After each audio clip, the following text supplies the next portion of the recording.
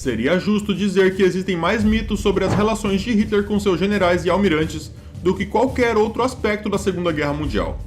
Aqui, só temos tempo para abordar uma pequena seleção deles, mas uma grande proporção deles é produto das fabricações e omissões interesseiras nos memoriais militares alemães do pós-guerra e do lixo bem pago que os generais alemães produziram para o exército americano após a guerra, sob a direção do seu ex-chefe de Estado-Maior, Franz Halder.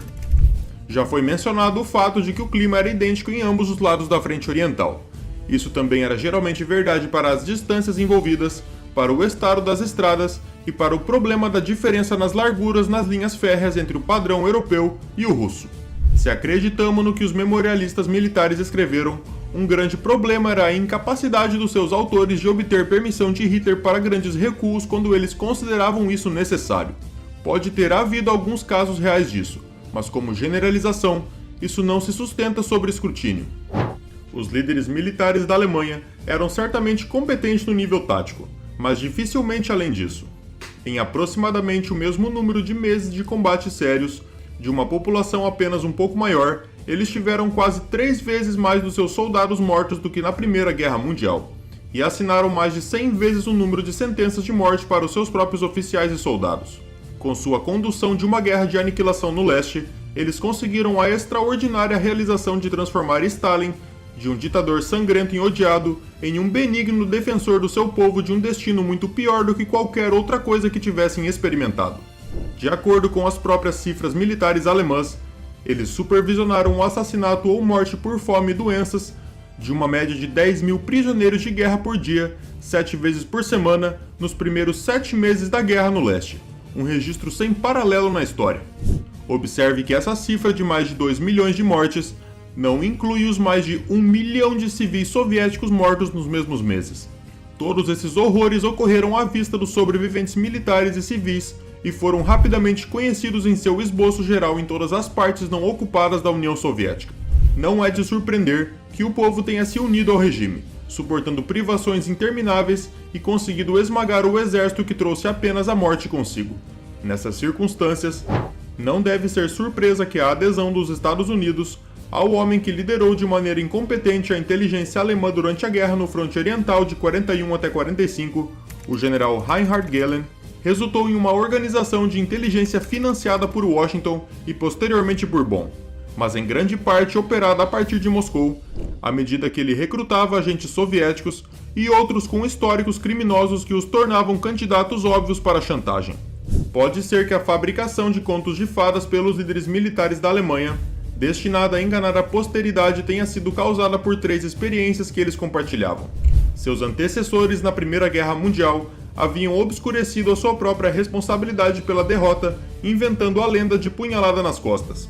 Dessa vez, a sua derrota seria atribuída ao homem no topo, em vez de traidores imaginários em casa.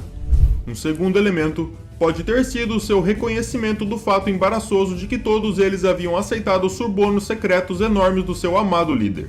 Eles precisavam encontrar outras maneiras de explicar a sua lealdade a Hitler e o seu quase unânime apoio a ele em 20 de julho de 1944, fingindo que sua lealdade realmente era aos homens sob o seu comando e não a seu patrão. Uma terceira explicação possível pode residir em uma generalizada inversão interna de valores. Quando o que hoje chamamos de Holocausto foi descrito por eles a seus soldados como a punição justa para os judeus, eles podem ter tido dificuldade em explicar o que uma criança de 1, 2 ou 3 anos poderia ter feito para merecer a morte como punição, quando um tribunal especial foi criado para expulsar do exército aqueles supostamente conectados com o plano de 20 de julho, 2 dos 3 juízes, o marechal de campo von Rundstedt e o chefe do Estado-Maior do Exército, general Guderian, estavam aceitando subornos regulares de acusação enquanto atuavam como juízes, mas os acusados não tinham permissão para comparecer pessoalmente ou serem representados. Essa farsa foi oficialmente chamada de o Tribunal de Honra das Forças Armadas Alemãs. Um conceito de honra, que pode-se imaginar, estava intimamente relacionado ao conceito de justiça desses indivíduos. Já prevendo as piadinhas nos comentários, vamos falar um pouco de Benito Mussolini. O seu discurso era muito mais grandioso do que a sua real capacidade. Ele constantemente exaltava os benefícios da guerra, mas não percebeu as limitações da Itália e os riscos de se aliar à Alemanha. Contudo, muitos subestimam o desempenho das forças italianas durante a guerra. Foram os alemães que insistiram em substituir as suas máquinas de codificação Enigma que os britânicos conseguiram decifrar pelos códigos italianos que ainda não tinham sido quebrados. James Sadkovic demonstrou que a performance do exército e da marinha italianos não foi tão ruim quanto muitos relatos sugerem. Não vamos entrar muito a fundo nisso, mas muitos ignoram a participação das unidades do exército italiano na frente oriental e como as altas baixas dessas unidades levaram à rápida queda do apoio ao fascismo entre os italianos. Agora é hora de focar em Winston Churchill. De 10 de maio de 1940 até o verão de 1945, ele controlou o esforço de guerra britânico como primeiro-ministro e ministro da defesa, e posteriormente escreveu um amplamente lido relato em vários volumes da guerra para garantir que contemporâneos e futuras gerações vissem o conflito e o seu papel nele de maneira que ele preferia. Em seu relato sobre o período que antecedeu a guerra, ele teve o cuidado de não mencionar que no verão de 1938, enquanto publicamente repreendia Neville Chamberlain por sua política em relação à Tchecoslováquia, ele estava dizendo em particular ao governo de Praga que, se estivesse no poder, provavelmente seguiria a mesma política. A Batalha da Grã-Bretanha foi vencida pelos caças que Chamberlain havia insistido em construir.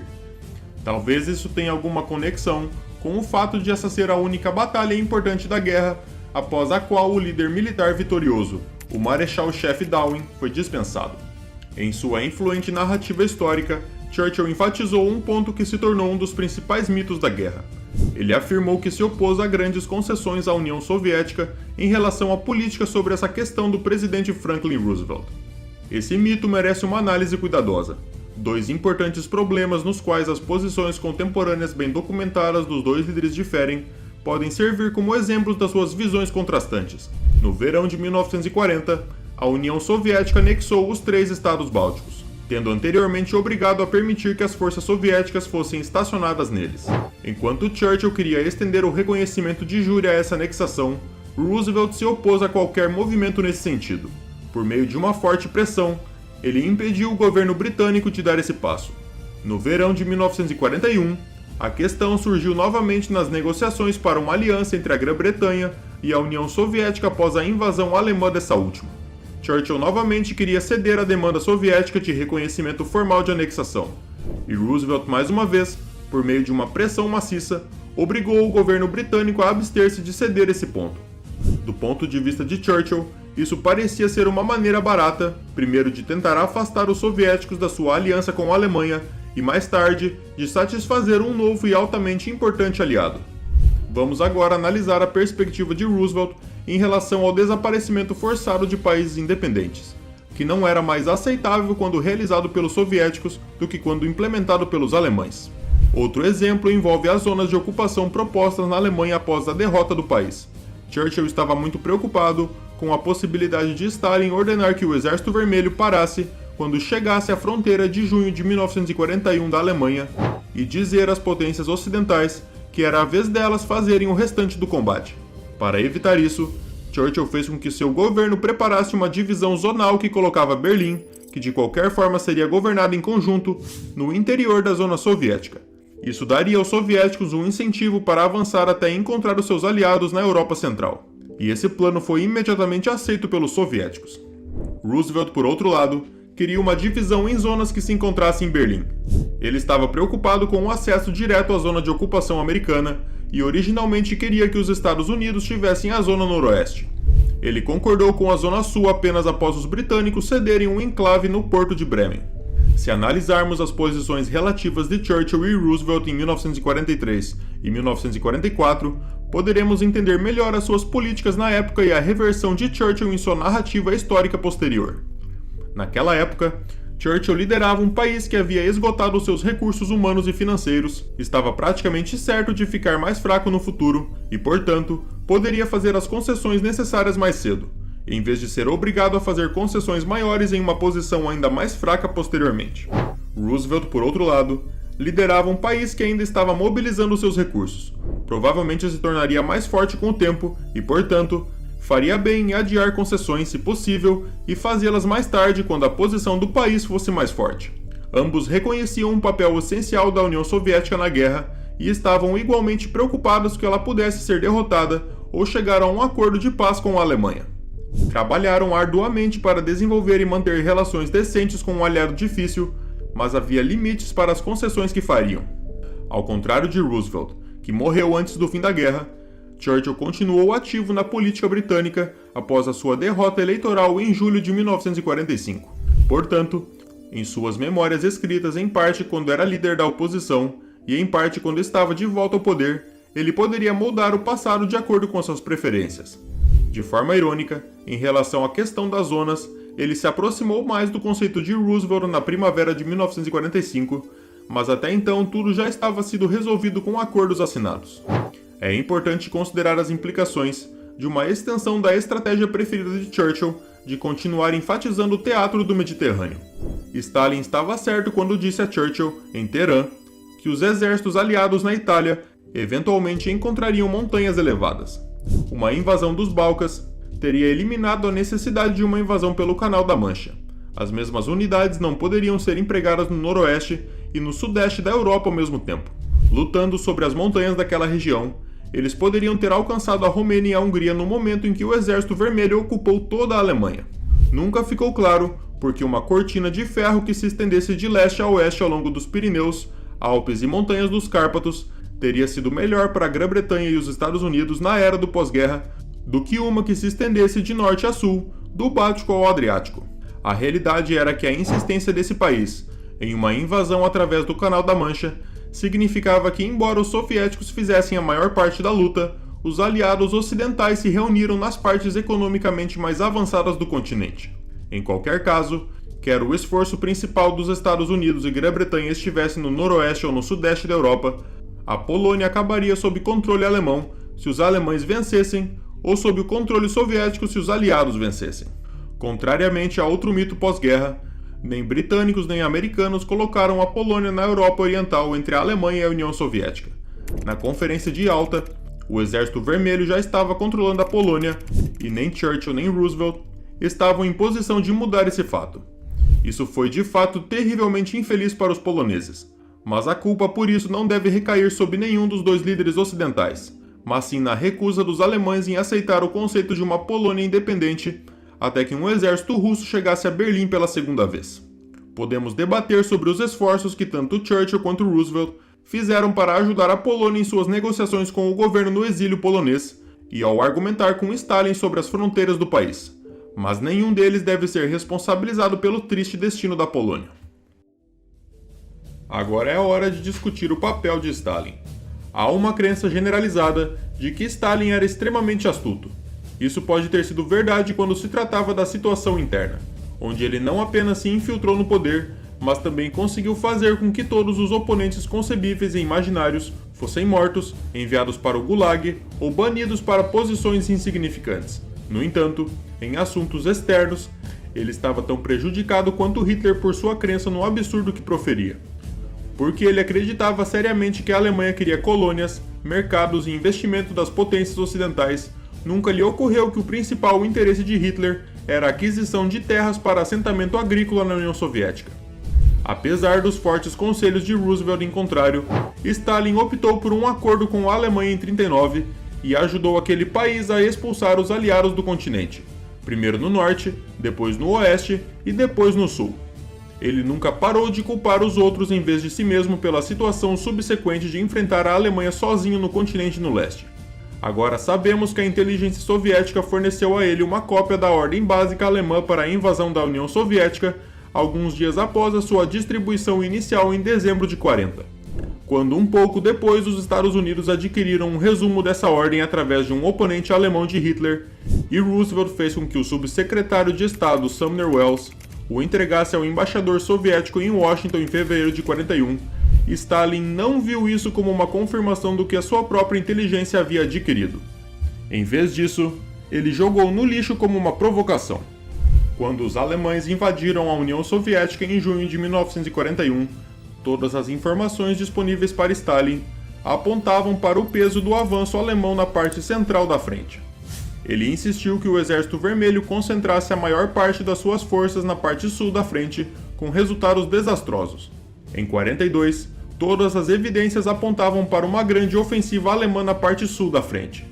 Então Stalin concentrou reservas na parte central da frente, novamente com resultados previsíveis. Ele começou a confiar lentamente em seus conselheiros militares, mas o custo para o país dos erros de Stalin havia sido tremendo. Em 1945, após a divisão da Alemanha em zonas de ocupação ter sido acordada, fazia sentido para Stalin pressionar os marechais Zhukov e Konev em uma corrida por Berlim, garantindo assim baixas muito maiores no Exército Vermelho do que uma abordagem diferente nas últimas semanas da guerra teria custado. Pode ser que ele suspeitasse que os aliados ocidentais romperiam seus acordos tão prontamente quanto ele estava disposto a romper o seu, mas na época não havia sinais de que isso fosse um desenvolvimento provável. O custo da guerra para a União Soviética foi realmente enorme, mas uma parte substancial disso deve ser atribuída a um líder que não acreditaria no que os seus serviços de inteligência e os seus aliados lhe diziam, que dizimou o corpo de oficiais treinados do seu país e que insistiu durante grandes segmentos dos combates em prioridades estratégicas que eram seriamente equivocadas. Agora é a vez de Roosevelt.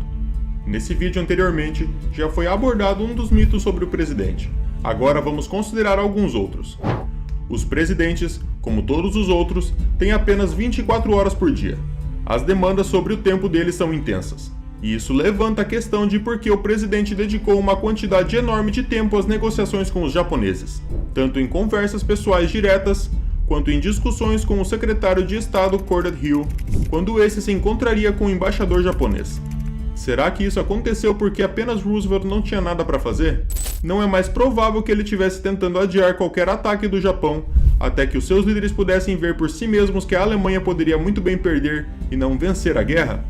Se eles tivessem esperado mais 2 semanas, poderiam ter reconhecido nas derrotas alemãs na frente oriental e na ofensiva britânica no norte da África sinais claros de que uma vitória para a Alemanha não era tão certo quanto acreditavam. Curiosamente, Hitler tinha a preocupação oposta. Ele avançou o exército alemão em seu esforço desesperado antes de Moscou em dezembro de 1941, em parte precisamente porque temia que os japoneses não entrassem na guerra, mas fizessem um acordo com os americanos em vez disso. A questão do embargo às vendas de petróleo ao Japão também merece uma nova análise. Quando os japoneses ocuparam a parte norte da Indochina francesa em setembro de 40, poderíamos ver isso como um meio de cortar uma possível rota de suprimentos para a China nacionalista e, portanto, esse movimento estava relacionado ao conflito japonês com a China. Mas a ocupação da parte sul da Indochina francesa em julho de 41 apontava claramente para longe da guerra com a China e em direção à guerra com os Estados Unidos, Grã-Bretanha e Países Baixos. Ao contrário do supostamente inteligente Stalin, que forneceu aos alemães petróleo e outros materiais de guerra até minutos antes de eles invadirem o seu país, Roosevelt não achou sensato fornecer à marinha japonesa o petróleo que ela queria estocar para a guerra com os Estados Unidos. Além disso, ao contrário de muitos historiadores, ele sabia que os nacionalistas de Chiang Kai-shek não tinham uma marinha com a qual os japoneses pudessem se engajar.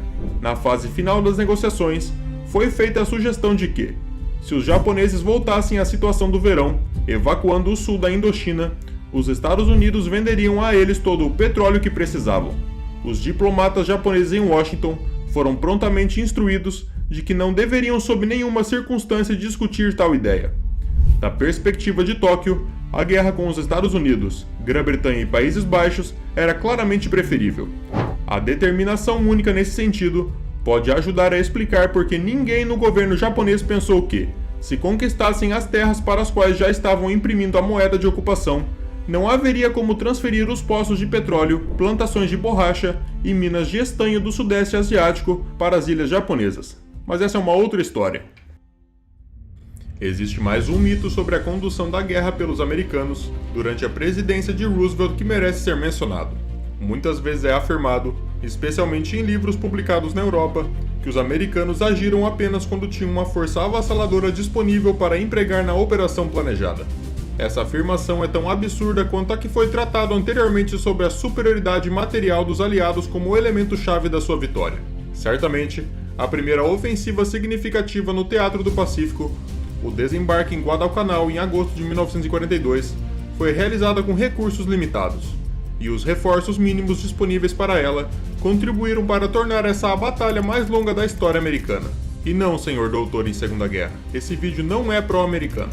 O desembarque na Normandia em junho de 1944 foi ordenado pelo general Eisenhower quando havia, após um mês de atraso, transporte marítimo para 5 divisões e transporte aéreo para 3 divisões para um ataque contra uma área mantida por pelo menos 58 divisões alemãs. Uma maneira curiosa de agir apenas com forças vastamente superiores. Houve ocasiões em que operações foram lançadas, especialmente em desembarques surpresas, com superioridade de força, mas isso de forma alguma era a regra. 2 mitos sobre o presidente Truman relacionam-se com seu papel durante a guerra e merecem uma análise. A ênfase em sua falta de preparo para assumir a presidência é geralmente exagerada. Ele não apenas serviu no exército americano na França durante a Primeira Guerra Mundial, mas também manteve interesse em assuntos militares nos anos seguintes. Obviamente, ele teve que ser informado sobre muitos assuntos críticos ao assumir a presidência, incluindo detalhes sobre a bomba atômica e sobre a espionagem soviética em seu desenvolvimento, mas não era o ignorante que muitas vezes é retratado. Assim como seu antecessor, ele desenvolveu uma relação de trabalho próxima com o chefe de Estado-Maior do Exército, George C. Marshall, e confiou muito em seu trabalho, ao contrário do lado civil do governo, onde Truman fez mudanças substanciais relativamente cedo. Ele manteve a equipe de líderes militares que Roosevelt havia nomeado, na única mudança significativa no comando, que foi necessária devido à morte do general Buckner nos combates em Okinawa.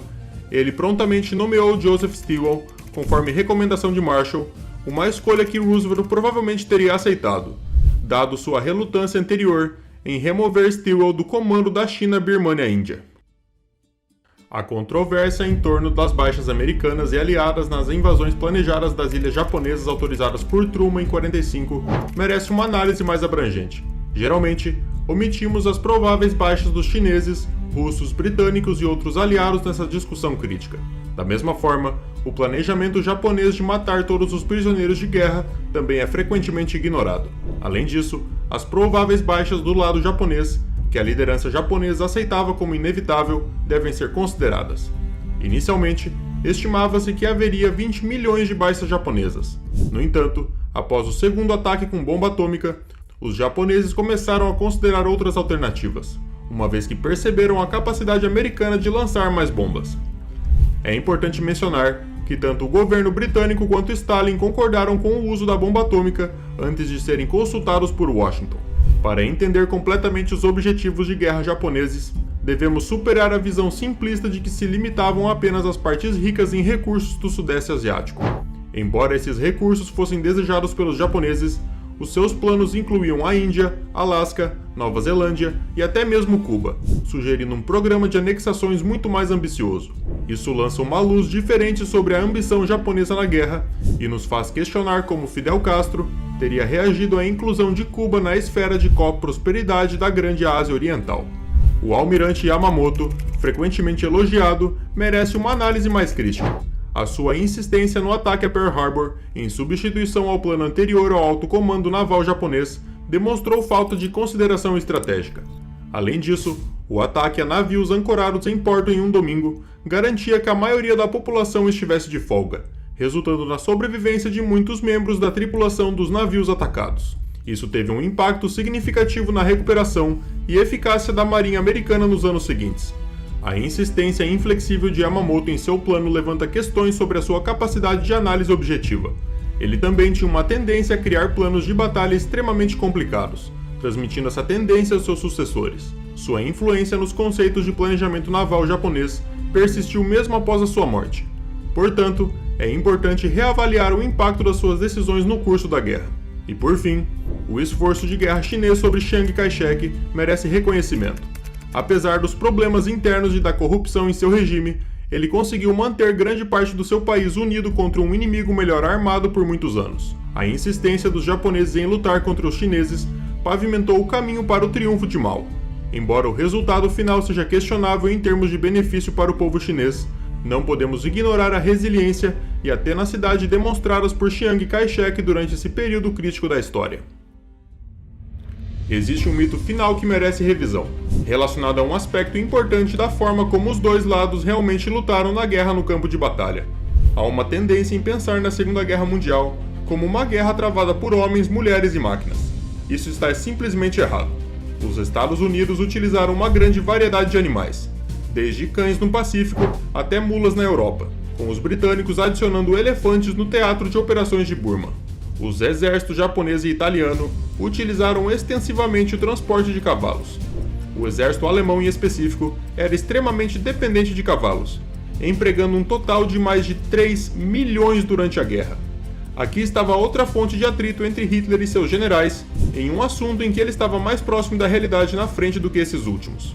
Durante o inverno, trazer comidas para os cavalos era difícil, justamente quando eles não podem pastar na neve profunda, visto que esse é também precisamente o momento em que puxar equipamentos por estradas precárias e cobertas de neve é especialmente difícil.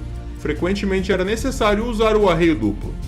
Quando uma força está avançando, os equipamentos e veículos sem motores deixados para trás podem ser recuperados levando os cavalos de volta posteriormente. Mas quando uma força está recuando, tudo que não pode ser puxado de volta primeiro provavelmente será perdido.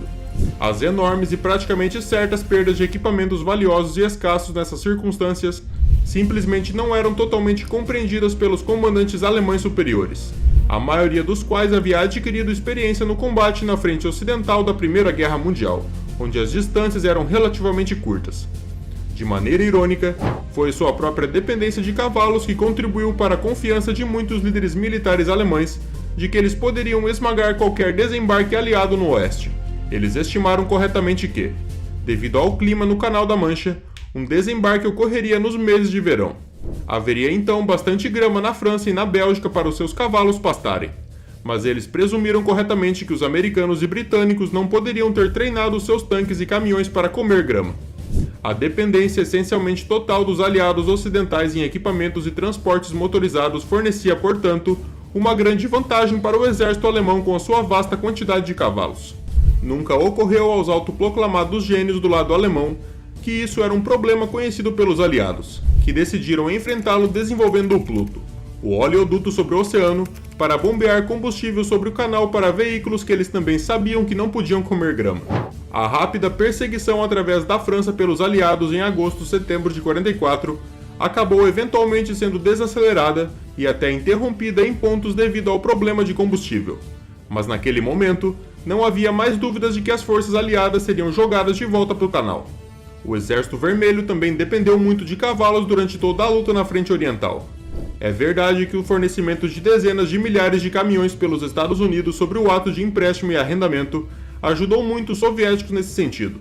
No entanto, civis alemães em Berlim em abril de 1945 notaram com alguma surpresa que o Exército Vermelho trouxe para a cidade um número enorme de cavalos e pequenas, mas substanciais, quantidades de camelos. Se alguém pergunta como esse aspecto da realidade da Segunda Guerra Mundial veio a ser amplamente esquecido, pode ser útil considerar a fonte de grande parte das filmagens que influenciaram as imagens populares dos combates. Filmes americanos e britânicos raramente mostram os relativamente poucos animais que empregaram. São os filmes produzidos pela Alemanha e pela União Soviética que têm sido enganosos de forma bastante deliberada.